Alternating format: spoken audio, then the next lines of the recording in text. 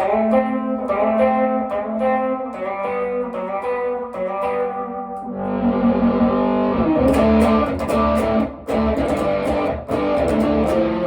there YouTube, welcome to my channel. If you like my content, please subscribe, like, dislike. So this video is about having the smooth transition from clean to distorted sounds, and for dramatic effect, like Nirvana used a lot of those, like on the song like Rape Me, having this feedback sound right before you go into the full-blown distortion. How do you recreate this live? Let me first play it for you one more time on the guitar, and then we'll see on the computer how it's done.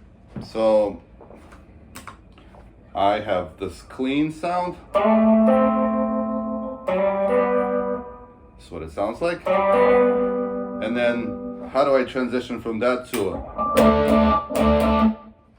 with this swelling effect? And I have a snapshot button that takes care of that. So let's see.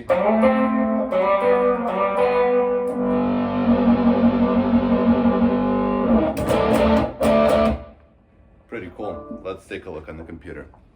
So I have the special feedback snapshot, and how I'm accomplishing the swell is basically going from this trem solo snapshot where we have volume cut in the beginning.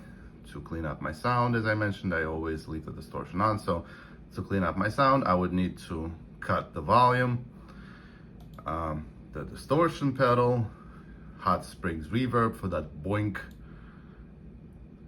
10-band equalizer with my favorite 2 kilohertz boosted for extra clean sounds, and my mail order twin with the default cab settings.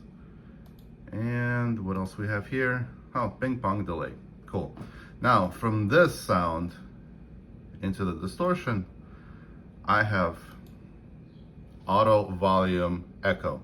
This is this ramp up sound where it basically it gates your initial attack and then swells up to the desired volume, and you can specify the mix, you can specify the depth, the level, and that's it. So let's hear it. So it's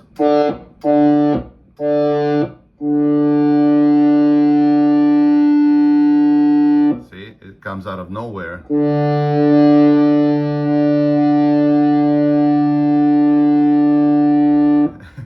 And sustains for a long time, and almost has this kind of controlled feedback where it swells up out of nowhere. And this is a great way to transition smoothly from a clean sound into the distortion sound. So that's just another kind of trick